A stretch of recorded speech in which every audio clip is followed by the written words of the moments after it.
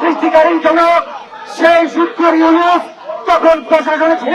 সেই মাজার ভাঙচুরকারী যারা আছেন তাদের সাহস এত বেড়েছে, তারা এখন আমাদের রাজধানীতে শাহী বাবার মাজারে আক্রমণ করেছে।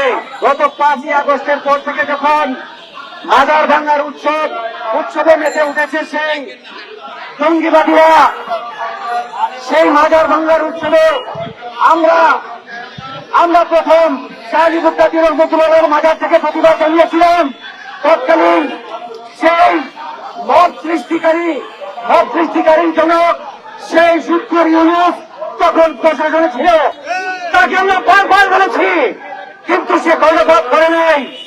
সে মত সৃষ্টির জনক সেই অভিশপ্ত ইউনুস এই দেশ থেকে নষ্ট করে দিয়েছে। আমরা এখন রাতে ঘুমাতে পারি না, আমরা অনেক দুশ্চিন্তায় আমাদের জীবনযাপন করছি।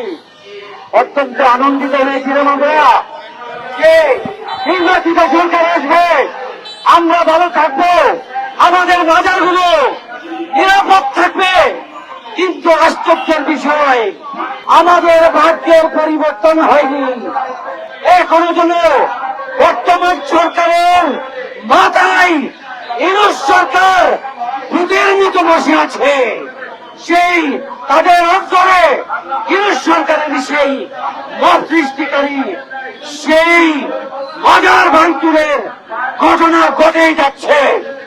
আস্তে আস্তে বিভিন্ন জেলায় মাজার ভেঙে চুরমার করে দিয়েছে।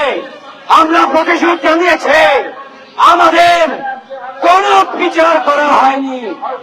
আশ্চর্যের বিষয়, সেই মাজার ভাঙচুরকারী যারা আছেন তাদের সাহস এত বেড়েছে, তারা এখন আমাদের রাজধানীতে সেই বর্তমান সরকারের ছত্র ছায়ায় আমাদের রাজধানীতে আমাদের বুকে শাহী বাবার মাজারে আক্রমণ করেছে।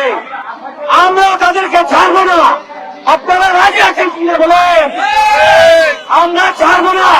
আমরা অনেক প্রতিবাদ করেছি, আমরা এখন প্রতিশোধ নিতে জানি।